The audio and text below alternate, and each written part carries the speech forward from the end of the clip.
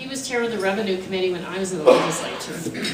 And then he was also, by the way, the head of the Agriculture Department here and worked with us a lot on food safety. So he knows our industry, and Ron, I'll let you talk about yourself more, but our first candidate today is Ron Micheli.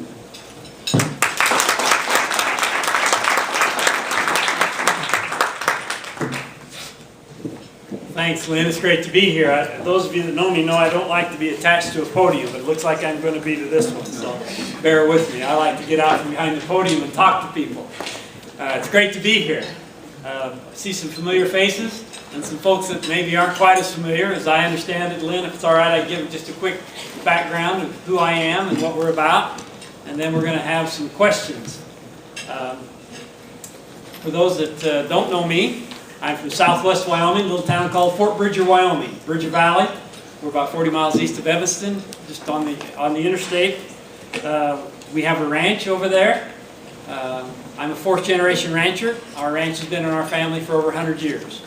I think I know something about small business and the challenges of meeting payroll and finding health insurance and paying your taxes and trying to keep it together. So I feel like at 40 years experience in the private sector, I believe that it's important to bring somebody to state government that has some sense of the private sector and small business.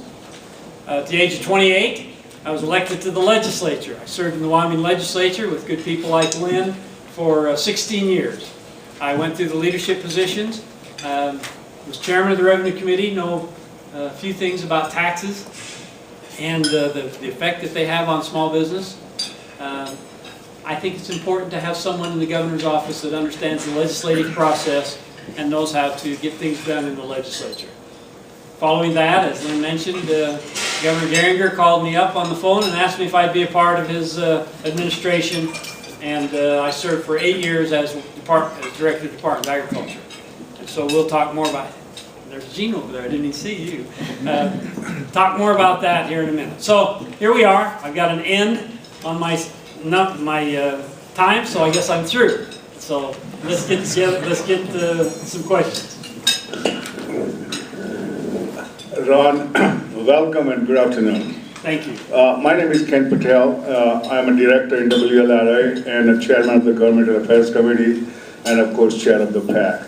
So I'm fortunate to ask you the first question.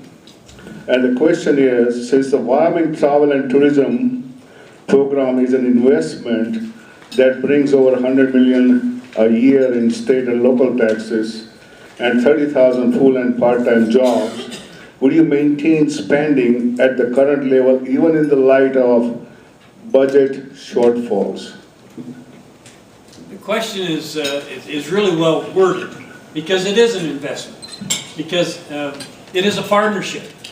And a lot of people I don't think understand that. So yes, I would, because you folks are putting up a considerable amount of money of your private investment to do advertising. We also have a companion or a partnership with the local governments, those that have the lodging tax.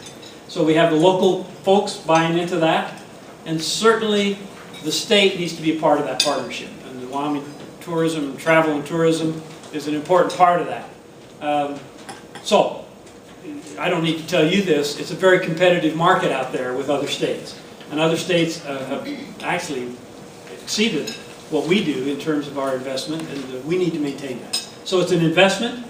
It brings additional income to the state in a critical industry, and so we need to do everything we can to maintain that. And I would do everything in my power to make sure that we maintain that level of funding. Thank you. Mr. Michael, I'm Barry Sims. I'm CEO at Taco John's. I'm also president-elect for the Wyoming Lodging and Restaurant Association. Congratulations. Thank you. What would you, and I'm looking for something kind of specific here, but is there one or two things that you would specifically do to diversify, develop, and expand Wyoming's economy? Well, as you all know, we've been talking about diversifying our economy since statehood. And it's a worthy goal, and we need to continue to do that. I don't mean to make fun of it, but with some limited results. The good Lord saw fit to put a lot of minerals in the borders of the state of Wyoming. And thank goodness that he did. Because as you probably know, 80% of the revenues to the state of Wyoming comes from our mineral industry. We're very blessed. But it's a blessing and it's a curse because of our boom and bust economy. As the mineral industry goes, so goes our state. So we need to do a better job of diversifying. I believe that sometimes we as a state have tried to bring things into the state which is really pie in the sky. And so we have to do a benefit cost analysis, if you will, of what is doable and what is beyond the scope of reality of bringing things into Wyoming. Just as a general statement, I would say that I would prefer to leave the local communities to be allowed to do that. And you're sitting in a county here, the Laramie County LEAD program and the folks that are bringing in business, they're doing an exceptional job in Cheyenne. And I'm running out of time. I'm sorry. I'm going to keep going. We need to do the things that will actually work for us. A classic example is Governor Geringer saw a huge opportunity to connect the communities of Wyoming with fiber optics and with the high-tech stuff.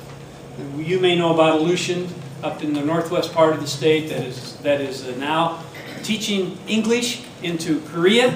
Employs several hundred people. It continues to change. I think 300 to 400 people.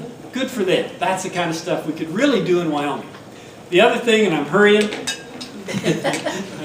the other thing that we can do, and I think we really have not done a good job of this, and that is adding value to the minerals that the good Lord saw fit to put here.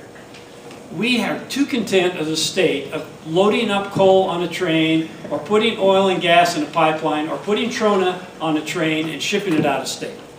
When in fact the real jobs are created by the manufacturing of those minerals in Wyoming. Let me give you an example. As you probably know, down in my country, trona is a big deal. We have 95% of the trona in the state of in the nation in Wyoming. It's used, it's a major player in making glass. Wouldn't it make a lot more sense to try to get those glass manufacturers to come to Wyoming and locate at the resource rather than paying the freight to send that trona out of state? We can do a lot more of that with our coal, with our gas, and dare I say, even our uranium. So I think that we ought to be more proactive in adding value to our minerals and diversifying our economy, dancing with the gal that brung us. Good, thank you.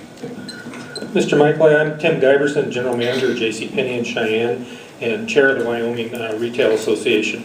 My first question to you is, if revenues fall below projections and there's a need for additional taxes during your administration, what specific taxes would you propose? Well, I saw that question. You're making me squirm. It's a hypothetical question, and you know, I'm not going to make hypothetical answers. And I know call me a politician. I'm going to duck it. My preference would be that we will not raise taxes in Wyoming, and I would be committed to that first and foremost. I know that isn't what your question is. If revenues fall, what would be the place that we would raise revenue? And my answer back would be, it would be dependent upon the situation at the time. I don't think we can stand here and say, I'm going to raise the severance tax, I'm going to raise the sales tax, I'm going to raise the gas tax, because my years in the legislature dictate that situations change, circumstances change. I have voted to raise taxes. But I don't like it, but I've done it because when the need is there, you identify the need and then you identify how you're going to pay for it. Generally speaking, Wyoming has always had a user's tax. Those people who expect a service are the people that generally pay for it. So, call me, say I'm dodging the question, but I think it would be irresponsible for me to stand before you and say, I'm going to raise sales tax. I don't know if that's what I would do 10 years from now or 6 years from now. So, my first preference would be to tell you I will not raise taxes in Wyoming. And we can talk about the growth of state government and how I think that we need to worry about that before we start talking about raising taxes. That would be the thing I would prefer to do. And then if we get to the point of your hypothetical question, we'll just have to see. Ron, I have an easy question for you.